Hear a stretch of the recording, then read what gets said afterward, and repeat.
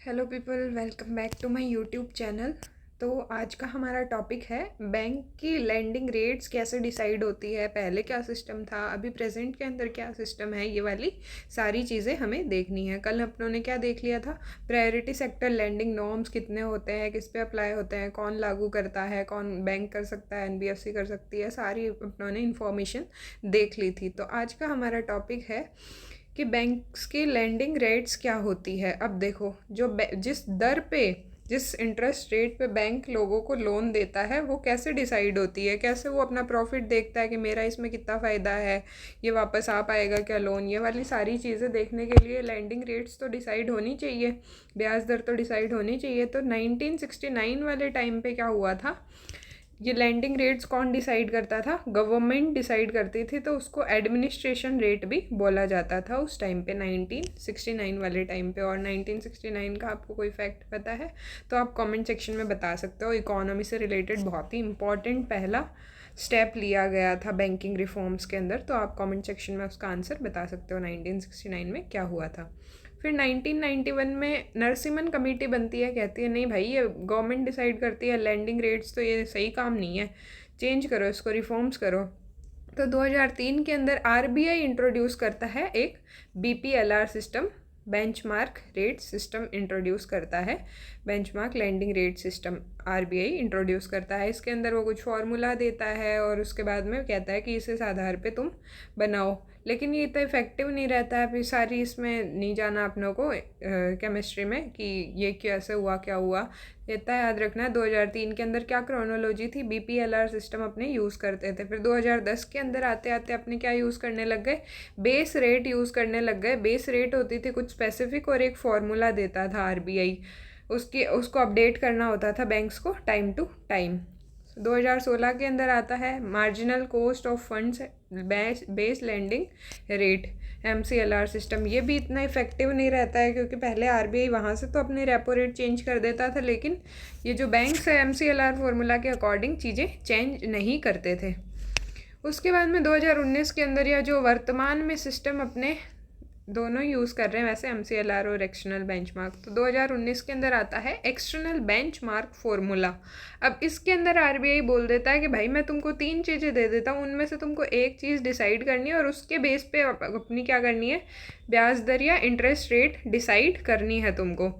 तो क्या देता है, रेपो रेट, आरबीआई के रेपो रेट को देख लो, या तो उसके अकॉर्डिंग चेंज करते रहो, या 91 डेज़ का ट्रेजरी बिल देख लो। ट्रेजरी बिल वो होता है जब गवर्नमेंट को शॉर्ट टर्म के लिए, सरकार को कुछ समय के लिए लोन चाहिए होता है, तो वो ट्रेजरी बिल नाम की सिक्योरिटी इशू करके आरबीआई के पास जमा करवाती है और आरबीआई से पैसा लेती है। बाकी अगले शेयर मार्केट वाले चैप्टर में और अच्छे से अपने इसको देखेंगे। तो या तो कहता है कि आरबीआई रेपो रेट देख लो, टी बिल देख लो, या 182 दिन 182 डेज़ का ट्रेजरी बिल की यील्ड देख लो, उस पर कितना प्रॉफिट मिल रहा है वो देख लो, या फिर कोई और अदर बेंचमार्क जो ऑर्गेनाइजेशन ने डिसाइड किया है।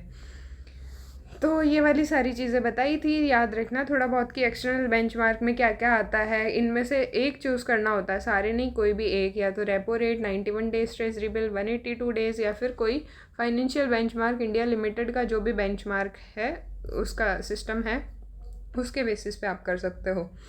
अब उसके बाद में क्या था कि एक्सटर्नल बेंचमार्क के अंदर क्या करना है, आपको हर 3 महीने से इसको अपडेट करते रहना है। अगर उनमें से ऊपर वाली चीज़ों में से कुछ भी अपडेट होता है तो ऑटोमेटिकली आपको भी क्या करना है, बैंक्स को भी हर 3 महीनों में इस फॉर्मूले को अपडेट कर लेना है। तो ये है एक्सटर्नल बेंचमार्क। वर्तमान में, प्रेजेंट में देखें तो बोरोवर जो है, जिसने पैसा उधार लिया है, वो या तो एमसीएलआर सिस्टम में भी जा सकता है या फिर फ्रेश ये जो एक्सटर्नल बेंचमार्क है इसमें भी जा सकता है। दोनों में से किसी भी बेसिस पे कह सकता है कि भाई मेरा तो इंटरेस्ट रेट इस आधार पे आप लगाओ। ऐसा हो सकता है, ऐसा नहीं कि सिर्फ नया वाला ही सिस्टम वर्क कर रहा है। और जो पुराने जो एमसीएलआर सिस्टम में थे वो लोग भी एक्सटर्नल बेंचमार्क सिस्टम में आ सकते हैं। तो आपको ये याद रखना है। अब एक्सटर्नल बेंचमार्क का बता दिया कि भाई कैसे इसका लोन रेट कैसे डिसाइड करेगा। एक तो एक्सटर्नल बेंचमार्क हो गया, रेपो रेट या कुछ भी। दूसरा हो गया स्प्रेड या प्रॉफिट की बैंकों को कितना फ़ायदा होना चाहिए। और तीसरा रिस्क प्रीमियम की, अगर पैसा वापस नहीं आया तो कुछ प्रीमियम भरता है बोरोवर, जो उधार ले रहा है वो कुछ पैसा देता है या प्रीमियम देता है, कोलेट्रल या कुछ भी कह सकते हो। तो उस आधार पे भी देखते हैं प्रीमियम जमा करवाता रहता है, उस आधार पे इन तीनों को मिलाते हैं तो बैंक की लोन इंटरेस्ट आती है अपने पास। और रिस्क प्रीमियम अपडेट हो सकता है time to time, can update if client loss job. अगर क्लाइंट प्रीमियम भर रहा है और एक जॉब में था परमानेंट, तो उसके पास पैसा आ रहा था भरने के लिए कि हाँ देखो मैं आपका लोन डिफ़ॉल्ट नहीं करूँगा, लेकिन बाद में क्या हुआ कि अगर उसकी जॉब लॉस हो गई तो ये प्रीमियम भी अपडेट हो सकता है। तो ये एक्सटर्नल बेंचमार्क में अपनों ने देखा हर 3 महीने से फॉर्मूला अपडेट करना है। तो ये कैसी टाइप की इंटरेस्ट रेट है अपनी, 2 प्रकार की होती है, फिक्स्ड और फ्लोटिंग। तो ये है फ्लोटिंग, मतलब जो चेंज होती रहती है। फिक्स्ड मतलब एक बार डिसाइड कर ली वही रहेगी सारे टाइम तक। तो ये आपको याद रखना है कि फ्लोटिंग इंटरेस्ट रेट का एग्जांपल है एक्सटर्नल बेंचमार्क सिस्टम। ये होता है अपना सारा बैंक की लैंडिंग रेट या बैंक किस इंटरेस्ट पे लोन देता है उसके बारे में सारी इन्फॉर्मेशन आपकी। उसके बाद में कुछ ऐसे ही टर्म्स है जो इकोनॉमी के कंटेक्स्ट में इम्पॉर्टेंट है, वो अपने डिस्कस कर लेते हैं थोड़ी बहुत। बाद में कल अपना आरबीआई का पूरा टॉपिक स्टार्ट हो जाएगा कि आरबीआई के बारे में सारी चीज़ें देख लेंगे। फिर सारा बैंक्स का क्या सिस्टम होता है, शेड्यूल्ड कौन से होते हैं, कमर्शियल कौन से होते हैं। और इससे पहले कि बैंकिंग की आपको कोई भी वीडियो देखनी है तो लिंक डिस्क्रिप्शन में अटैच है, आप देख सकते हैं। तो ईएमआई क्या हो, देखो एक तो अपने पास होती है ईएमआई, मतलब किस्तों में पेमेंट कर ली। 10 लाख की गाड़ी है, 2 लाख कैश दे दिए, 8 लाख की किस्तें बांध दी कि हर महीने 15,000 रुपये कटने हैं अकाउंट से। तो ये तो होता है ईएमआई, तो मतलब मंथली होता है। और एक साथ अगर जो अपने पेमेंट करते हैं ना कि एक बारी में 10 लाख रुपए दे दिए, तो वो है सिंगल इंस्टॉलमेंट, यानी कि end of the loan tenure अपनों ने एक साथ ही सारा पैसा दे दिया, बीच में किस्तें नहीं दी है। कहा ना कि इतने टाइम बाद अगर 10 लाख रुपए तो इतने टाइम बाद दे देना, तो उसको फिक्स 10 लाख रुपए उतने टाइम के बाद में दे दिया अपनों ने, ना कि कोई किस्तें भरी है। तो उसको कहा है बुलेट रीपेमेंट। ईएमआई तो मंथली वाला हो गया, बुलेट रीपेमेंट मतलब मंथली नहीं, एक साथ ही सारा पैसा अपनों ने दे दिया है। उसके बाद में आता है, अब देखो एक है लिंकेज अपनों को देखना है कि जो डिपॉजिट रेट है, मतलब अपने बैंक में पैसा जमा कराए हैं तो अपनों को उस पर कितना ब्याज दे रहा है बैंक, वो। और जो रेपो रेट है, रेपो रेट अपनों ने पहले डिस्कस कर रखा है, जिस रेट पे बैंक आरबीआई से लोन लेते हैं, या फिर जिस रेट पे आरबीआई बैंकों को लोन देता है, वो हो गई अपनी रेपो रेट। तो इन दोनों में क्या लिंकेज अपने एस्टेब्लिश कर सकते हैं, क्या रिलेशनशिप है कि अगर रेपो रेट बढ़ती है तो डिपॉजिट रेट को कायदे से क्या होना चाहिए, या क्या होता है प्रैक्टिकली लाइफ में देखें तो वो देखो कि अगर आरबीआई रेपो रेट इंक्रीज़ करता है या रेपो रेट को अगर बढ़ाता है 5% से 6% कर दिया, तो इवेंचुअली क्या करना होता है कि बैंकर्स को भी क्या करना होता है कि डिपॉजिट इंटरेस्ट रेट बढ़ाना पड़ता है, कि अपनों को जो अपने जो ब्याज में पैसा दे रखा है बैंक को कि भाई लो हमारा पैसा टाइम टू टाइम ब्याज देते रहो, उस पर भी उसको ब्याज बढ़ाना पड़ेगा। क्यों?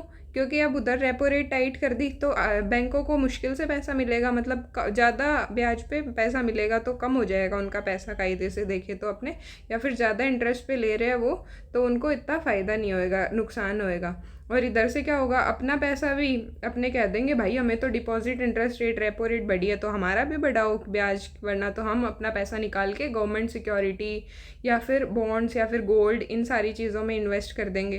तो इधर क्या होता है, जैसे ही उधर रेपो रेट बढ़ती है तो बैंक सोचता है कि मेरा ये डिपॉजिटर भी मेरे से पैसा ना ले जाए, फिर मैं लोन में क्या दूंगा, तो इधर वो डिपॉजिट इंटरेस्ट रेट को भी बढ़ा देता है। कस्टमर को कहता है नहीं नहीं आप पैसा रखो, मैं थोड़ा सा आपको ज़्यादा ब्याज दे दूंगा। तो ये रिलेशनशिप होता है डिपॉजिट रेट और रेपो रेट के अंदर। लेकिन लीगली उनके लिए रिक्वायर्ड नहीं है कि वो करेंगे ही करेंगे, ऐसा होता है प्रैक्टिकली। इसमें यही बता रखा है कि रेपो रेट इंक्रीज़ हुई तो डिपॉजिटर कह रहा है कि देखो madam RBI giving you short term money 6% पे और मेरा लॉन्ग टर्म में इन्वेस्टेड है आपके पास, तो अगर आप नहीं दोगे मेरे को एक्स्ट्रा, तो मैं क्या करूँगा, गोल्ड जैसी सिक्योरिटी में इन्वेस्ट कर दूँगा। तो बैंक कहता है रुको देती हूँ आपको एक्स्ट्रा इंटरेस्ट रेट। फिर आता है ब्लैक स्वान इवेंट। एक टर्म है जब कोई भी ऐसा unprecedented unexpected extreme risk event आ जाए, जैसे कोरोना आ गया था, तो उसको कहते हैं ब्लैक स्वान इवेंट। सिंपल सी टर्म है कि मतलब जिसको अपनों ने एक्सपेक्ट ही नहीं किया, सोचा ही नहीं कि चलते चलते ही कोरोना आ जाएगा और ऐसे इकोनॉमी ऐसे ख़त्म होने वाली हो जाएगी। ये टर्म दी थी नासिम निकोलस ने।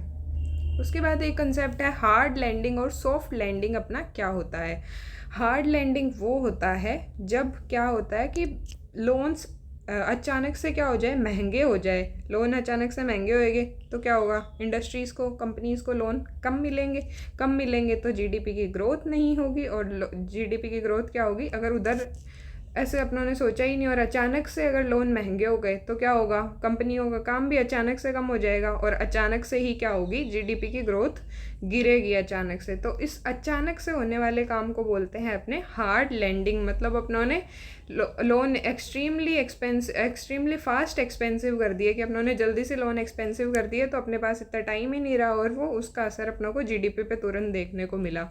और ऐसा ही कोई प्रोसेस है कि आरबीआई रेपो रेट वगैरह तो बढ़ा रही है और बैंक अपनी ब्याज दर भी बढ़ा रहे हैं कि जिस ब्याज पे लोन देंगे, पर वो धीरे धीरे बढ़ा रहे हैं, थोड़ी इन्फॉर्म कर रहे हैं या फिर धीरे धीरे बढ़ा रहे हैं।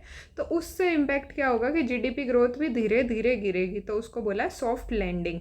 जीडीपी की ग्रोथ ग्रेजुअली या धीरे गिरी है। हार्ड लैंडिंग में जीडीपी अचानक से गिर गई थी। उसके बाद है कैंटिलोन इफ़ेक्ट क्या होता है। अब ये कंसेप्ट दिया है अपना रिचर्ड कैंटिलोन ने।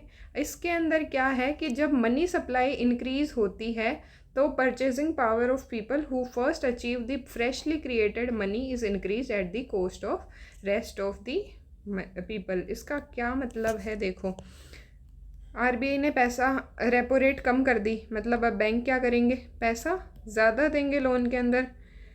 अचानक से जब ये पैसा दे रहे हैं बैंक लोन में तो क्या होगा, इसका कैंटिलोन का ये मतलब है कि जो बड़े बिजनेसमैन वगैरह है उनको लोन ज़्यादा मिलेगा और उसका जो ये मनी सप्लाई बढ़ाने का इम्पैक्ट जो पुअर है या गरीब है उस पर बहुत कम होगा, उसको बहुत कम पैसा मिलेगा। ऐसा कहना चाह रहा है कैंटिलोन इफ़ेक्ट कि अगर मनी सप्लाई इकोनॉमी में या पैसा इकोनॉमी में बढ़ा दिया जाए तो जो बड़े लोग हैं या फिर रिच पीपल है उनको ज़्यादा फ़ायदा होएगा पुअर लोगों के बजाय। पुअर लोग इतना फ़ायदा नहीं ले पाएंगे उस चीज़ का। तो ये है कैंटिलोन इफ़ेक्ट, रिचर्ड कॉब्डेन ने दिया है।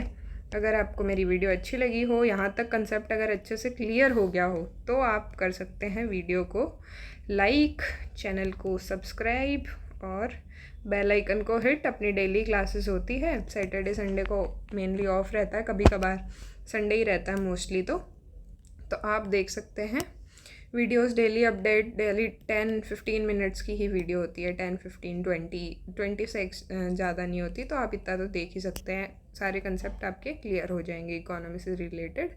बाकी कोई अगर आपको फीडबैक देना है तो कमेंट सेक्शन में आप दे सकते हैं। Thank you so much for watching my video. Thank you.